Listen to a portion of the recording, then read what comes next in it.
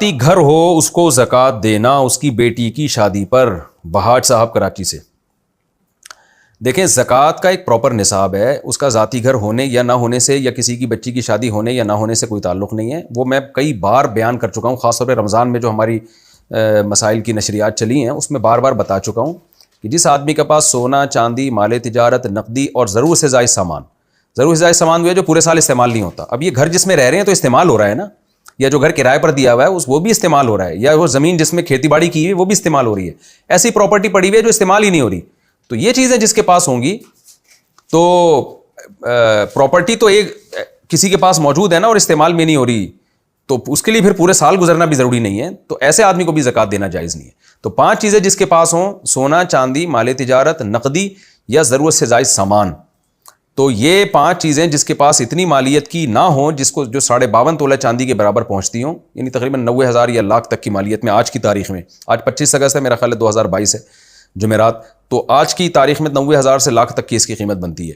تو خلاصہ کیا نکلا کہ جس کے پاس سونا چاندی مال تجارت نقدی اور ضرورت سے زائد سامان جو ہے 1 لاکھ تک کی مالیت کا اگر نہیں ہے, 90,000 یا 1 لاکھ تک کی مالیت کا, وہ آپ نیٹ پہ قیمت دیکھ لیے گا 52.5 تولہ چاندی کی, تو جس کے پاس نہیں ہے تو اس کو زکوٰۃ دے سکتے ہیں, چاہے بچے کی شادی ہو رہی ہو یا نہیں ہو رہی ہو, چاہے اس کا ذاتی گھر ہو یا نہ ہو.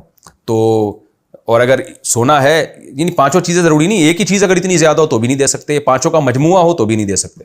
تو اگر یہ چیزیں نہیں ہیں یا اتنی مالیت کی نہیں ہے, اس سے کم مالیت کی ہیں تو دے سکتے ہیں. یہ کئی دفعہ میں تفصیل سے یہ مسئلہ ریکارڈ کروا چکا ہوں. گھر میں طوطے مر رہے ہوں تو کیا کریں؟ اگر گھر میں طوطے تیزی سے مر رہے ہیں, کیا ان کو ذبح کریں یا مرنے دیں؟ بلال صاحب مدینہ سے. جب آپ کو یقین ہے کہ سارے ہی مر جائیں گے تو ذبح کر کے کھا لیں, طوطا حلال جانور ہے. لیکن کہ طبیعت مائل نہیں ہوتی طوطے کی طرف, عام طور پہ ہم نے کسی کو دیکھا نہیں ہے طوطا بریانی کھاتے ہوئے.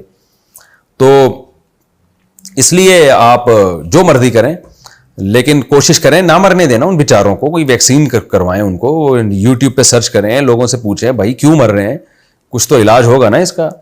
تو نبی صلی اللہ علیہ وسلم نے فرمایا ان اللہ کتب الاجر فی کل کبد ذی رطبۃ او کما قال صلی اللہ علیہ وسلم. ہر جاندار چیز پر احسان کا اللہ نے اجر رکھا ہے. کوئی بھی جاندار چیز پر آپ احسان کریں گے نا, اس کے ساتھ اچھا سلوک کریں گے تو اللہ نے اس پہ اجر رکھا ہے.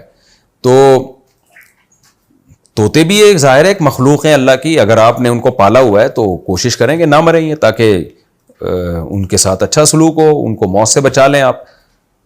اس میں بھی انشاءاللہ آپ کو اجر ملے گا. جس کا